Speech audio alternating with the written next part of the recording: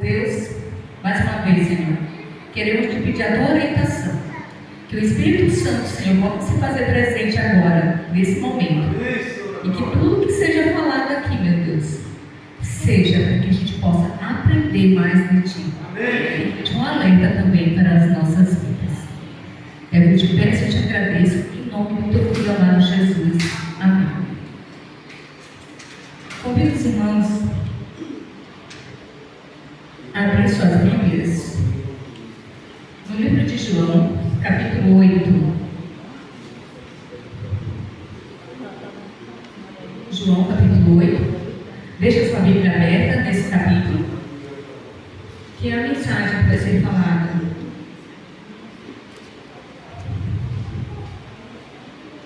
Nós sabemos que toda e qualquer forma de violência deve ser proibida pelo Estado, repelida pela sociedade, combatida pela família, principalmente se o agredido for um menor incapaz de se defender. O que podemos fazer como cristão? A ética cristã, ela ensina a receita da convivência ideal. Lá no livro de Mateus, capítulo 7, e o verso 12, diz: faça aos outros o que querem que eles lhe façam. Em muitos países, leis são sancionadas visando proteger de agressores e de negligências mulheres, crianças e idosos. Autoridades, elas trabalham para minimizar esses males. ONGs atuam em programas de proteção. Há 12 anos, a Igreja Adventista, ela desenvolve um projeto que é o Quebrando o Silêncio, para prevenir e combater todas as formas de violência. O momento é de unir forças e apresentar um posicionamento firme, orientações por meio de órgãos competentes, como nós sabemos, Delegacia da Mulher, Conselho Tutelar, Disque 100, Ligue 180, são órgãos onde você pode buscar ajuda. São formas de encontrar segurança, na verdade, e apoio para a superação e traumas. Porque a gente sabe que toda ação requer uma reação. Se você conhece alguém que está sofrendo por abuso e tem medo, ou mesmo sente vergonha de ir a uma delegacia sozinha, coloque-se à disposição para acompanhar essa pessoa. Em ato poderá salvar uma vida. O seu ato de cristão vai salvar uma vida.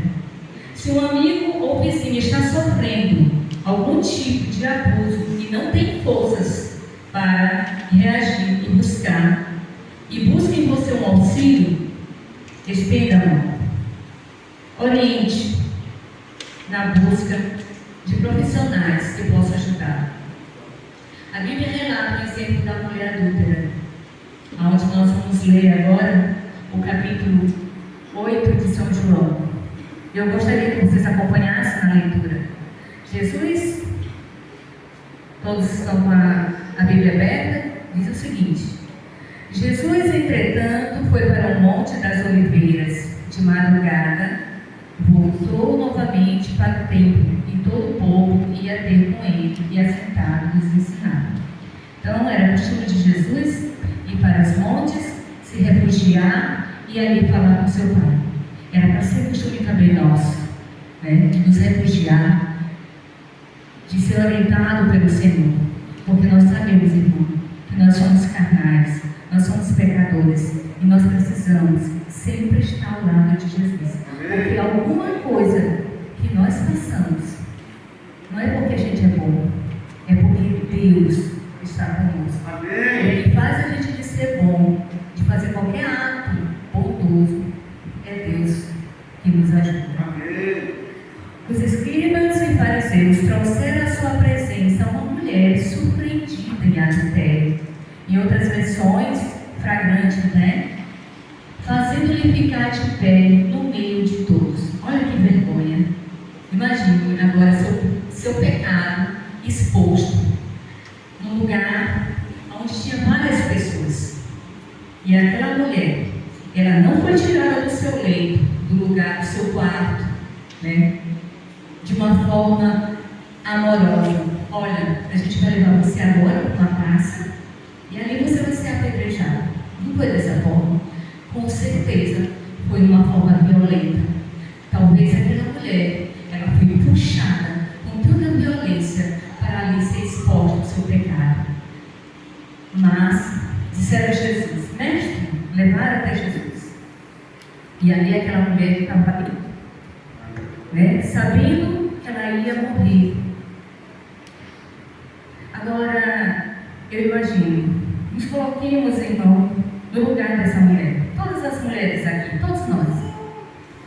O que você faria naquele momento? Não tinha como ela ligar, ou alguém ligar, dizer: olha, vai ser uma mulher aqui massacrada, uma mulher vai ser aqui apedrejada. Não tinha ordens de proteção. Aquela mulher ia morrer. E aquela mulher sabia que ela ia morrer. Não tinha ninguém ali por ela. Cadê a família? Cadê aquela pessoa com ela? Porque o adultério não acontece sozinho. O adultério acontece com o outro, com o sexo oposto. Porém, aquele homem não estava com aquela mulher. E aquela mulher foi violentada numa forma de estar naquela praça. E disseram a Jesus: mestre, esta mulher, ela foi apanhada em flagrante adultério. E na lei nos mandou Moisés que tais mulheres sejam apedrejadas. Pois, o que tu fala? O que tu dizes sobre isso? Nós sabemos que essa história ela tem um fundamento também. Aqueles escribas e fariseus, eles queriam armar uma cilada para Jesus. Para Jesus, né, referente o que fala sobre a lei. Eles queriam pegar Jesus em alguma forma de erro, mas eles não conseguiram, né? E ali eles usaram também a mulher. E aí, Jesus, o que tu dizes? E Jesus, isso dizia ele, tentando para ter de que o acusar. Mas Jesus, inclinando-se, escrevia na terra com o dedo. Como insistiram na pergunta, Jesus levantou e disse: aquele que dentre vós estiver sem pecado, seja o primeiro que atire a pedra. E o que vocês acham? Nós sabemos da história. O que aqueles homens reagiram? O que foi que eles fizeram? Eles apedrejaram a mulher? Não. Eles não apedrejaram a mulher, irmãos. Sabe por quê? Porque na sua consciência eles viram que eles também eram pecadores. Eles também necessitavam de ser apedrejados. Se fosse por pecado, todos ali estavam também, eram pecadores, e eles precisavam, só que eles, irmãos, queria, na verdade, os escribas, com a artimanha do inimigo, queria acusar Jesus. E Jesus foi a salvação daquela mulher. Ou seja, Jesus é a nossa salvação. Não existe outro, não existe outra pessoa que pode nos salvar, a não ser o nosso Senhor Jesus Cristo. E aquilo ali foi a salvação daquela mulher. Eu imagino que aquela mulher ficou surpresa com aquela situação. Talvez nunca tinha acontecido tal situação como aconteceu naquele momento. Enquanto ela pensava que ia morrer, ela ia ser salva. Mas ela não ia ser salva sozinha, não. Aqueles homens também que estavam ali acusando aquelas pessoas também iam ser salvas. Porque a gente não pode expor. Não tem como a gente expor o pecado de ninguém. Para que tanta vergonha? Ela já vivia numa vida escravizada do pecado, do adultério. E ali mais com uma vergonha exposta no lugar público. Irmãos, é muito vergonhoso. Às vezes a gente faz atos errados como cristão. Às vezes a gente é pego em alguma coisa, a gente já fica com vergonha, né? Às vezes a gente não quer vir para a igreja. ou fazer qualquer atividade na igreja porque a gente fez tal coisa, né? Eu lembro que o irmão da nossa igreja, ele já até pregou aqui, o irmão Zanil, ele sempre fala em algumas mensagens que ele diz que muitas das vezes, eu não sei quem é daquele tempo, né? Quando tinha as lojas brasileiras, e era exposto, né? Os bombons de chocolate, todo tipo de bombons. E ele disse que muitas das vezes, quando ele passava lá no centro, ele pegava um bombom, mas não pagava. Então a gente sabe que isso é errado, não é verdade? A gente pegar algo que você não paga, que não é seu, é errado, é pecado. Não tem pecadinho. Pecado é pecado. E ali ele falava, muitas das vezes, que ele passava. E quando ele dizia para a esposa, ele disse, mas você fez algo errado, você pecou. E ali, diante daquele cenário tão envergonhoso, aquela mulher estava ali, no meio daquele povo, para ser apedrejada. Mas Jesus chegou a tempo. Jesus chegou a tempo de salvar aquela mulher. E a gente tem que agradecer, porque Jesus sempre está pronto para nos servir, para nos dar a libertação, ajudar. E a gente tem que confiar, tem que confiar no nosso Senhor todos os dias. Ele nunca vai te abandonar. Nós podemos até abandonar, porque muitas das vezes algo que acontece, às vezes sem ler a palavra de Deus, sem orar, ou então alguma coisa referente ao sábado, nós às vezes desvanecemos na fé, alguma coisa que acontece, mas Ele nunca vai te abandonar. Creia nisso. Jesus, Ele nunca vai te abandonar. E, dando continuidade na mensagem, e tomando a inclinar-se, continuou a escrever no chão. Mas ouvindo eles a resposta, e acusado pela própria consciência, foram se retirando, um por um, a começar pelos mais velhos, até os últimos, ficando só Jesus e a mulher no meio, onde ela estava. A própria consciência o acusaram, e eles foram saindo ali, de um a um. Deus é maravilhoso. A consciência deles viram que o que eles estavam fazendo era errado. Mas ouvindo, no versículo 9, mas ouvindo eles esta resposta, acusaram, 10, erguendo-se Jesus e não vendo a ninguém, mas além da mulher, perguntou-lhe, mulher, onde estão aqueles teus acusadores? Ninguém te condenou? Ela respondeu, ninguém, Senhor. Então, lhe disse Jesus, nem eu tampouco te condeno. Vai e não peques mais. É isso que Jesus diz para nós, irmãos. Vai e não peques mais. Foi isso que Jesus disse para aquela mulher.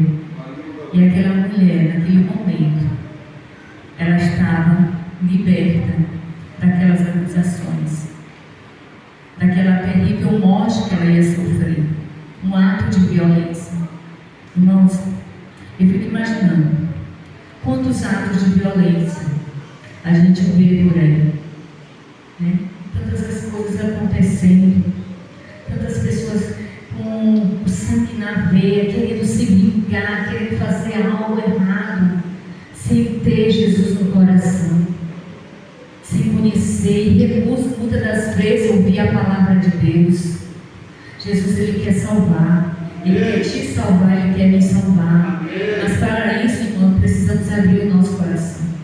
Precisamos estar em comunhão diária com Cristo. Porque senão, talvez a gente não vai nos salvar. Porque o pecado está muito em nossas vidas. O mundo está cheio de pecado e de violência. Você não tem segurança se sai de casa com vida, tem aquela segurança de sair de casa e voltar com vida. As pessoas querem brigar, aquelas pessoas querem encontrar alguma coisa para ali ser justificada a violência. Mas nós, como cristãos, não devemos, de maneira nenhuma, deixar que a violência tome domínio de nossas vidas.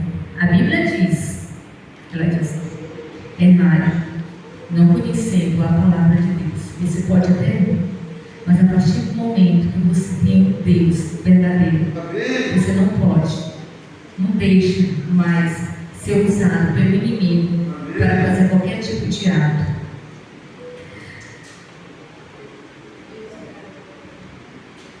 A mensagem de Deus, ela é bem clara. A gente sabe que nós temos dois lados. Infelizmente não era para ser assim, né? Mas nós temos dois lados. E eu coloquei aqui como lado A e lado B.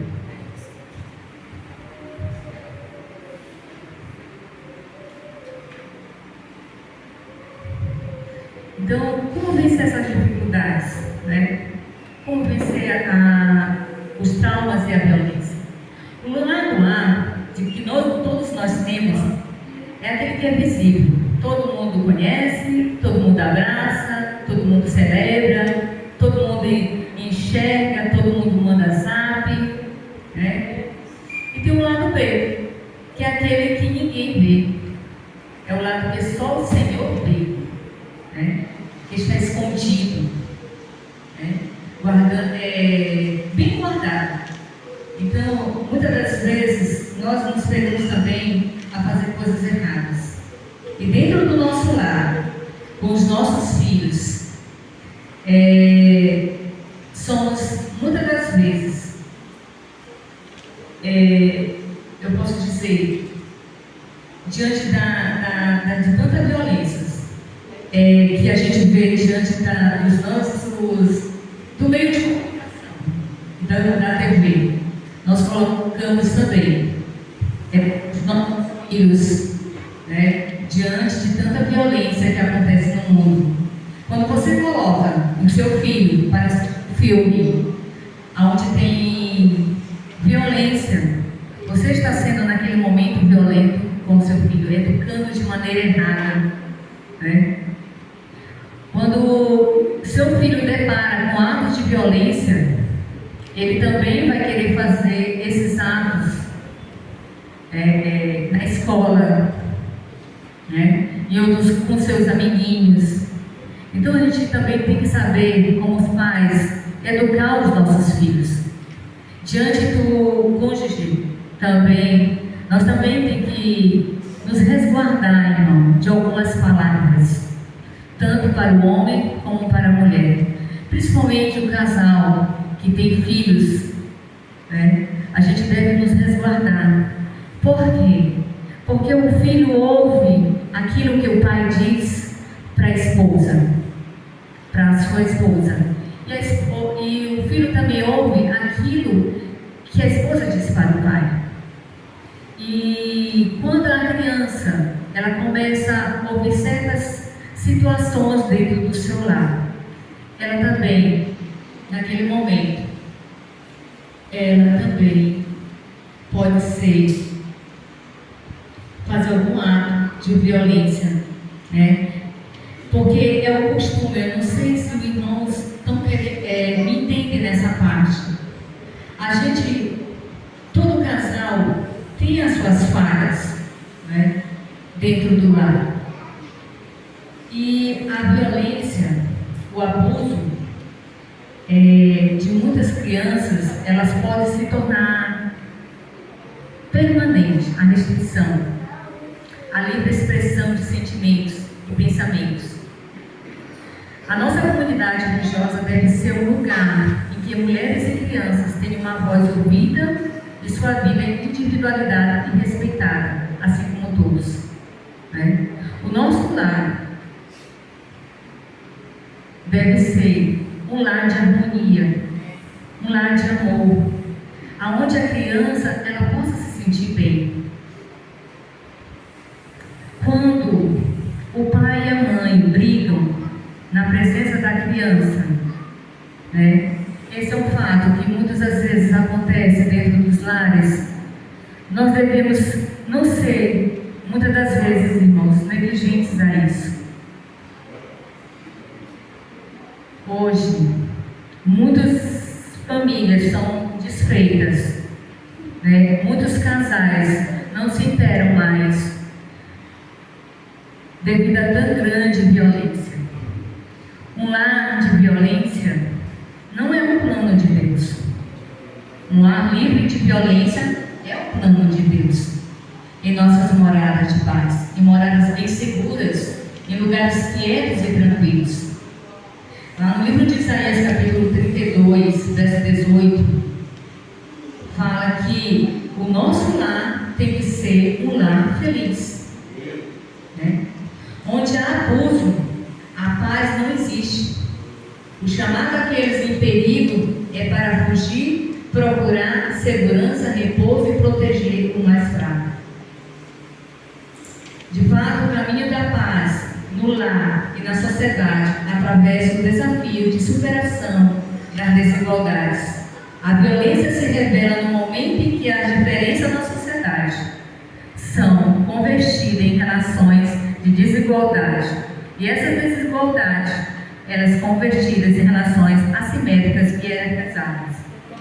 Então, devemos também ser pais e mães que obedecem ao Senhor, para que também o nosso lar não possa ser um lar violento.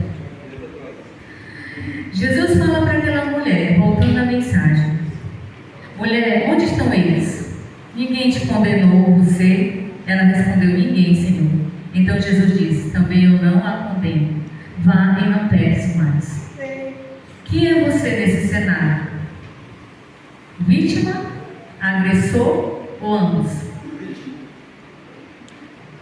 Aquela mulher era vítima. Aonde estava o seu companheiro? Ele também deveria ser apredejado, não era? Mas ele não estava ali.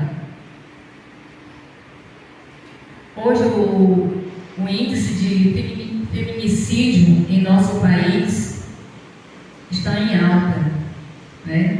Muitas mulheres hoje estão sendo violentadas, às vezes porque não tem um relacionamento abusivo, agressor, e acaba saindo do seu lar, e muitas das vezes não quer o companheiro, e devido a isso, não querer o companheiro, é agredida, e às vezes até é morta, né? E é perseguida.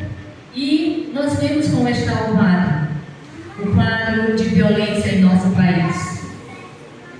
Mas aquela mulher, aonde Jesus estendeu a mão, protegeu, acolheu, é o ato que eu e você devemos fazer. Quando alguém chegar para você e pedir ajuda, estenda a mão. Estenda a mão, porque aquela pessoa está precisando de você. Hoje é um dia de libertação e perdão. Tome consciência dos seus atos e converta toda a violência em arrependimento. Quebre o silêncio em seu coração. Largue suas pedras. Busque ajuda para cessar a violência, seja ela sofrida ou praticada por você. Peça ajuda. Nós temos um homem, um Senhor, que Ele morreu na cruz, veio para este mundo para me salvar e para salvar você. Então você que precisa de ajuda. E também mulheres, crianças, jovens, não aceite qualquer tipo de violência. Você é um cristão. Você tem uma importância muito grande na sociedade. Não pratique atos violentos dentro do seu lar. Proteja a sua família. Você é mulher. Proteja a sua família, a sua criança. Sempre verifique com quem seus filhos estão andando. Sempre fique alerta, porque a gente não sabe quem é a pessoa que violenta. A gente não sabe quem é o agressor. Muitas das vezes nós não sabemos quem está com né, dentro da comunidade que você vive. Então, que possamos, através desse estudo que foi falado aqui, da mulher adúltera, que possamos nos resguardar. A violência, o abuso de pessoas, e que se as vítimas vierem até nós, não esqueçamos de estender a nossa mão e dar o nosso apoio, o nosso carinho para essas pessoas, porque elas precisam ser protegidas. Elas precisam conhecer o nosso Deus, que nunca vai falhar e que jamais falhará. Que Deus nos abençoe. Nos leve para casa com o intuito de melhor conhecer o nosso Deus, a quem sempre está aqui pronto a estar conosco todos os dias. Que Deus nos abençoe.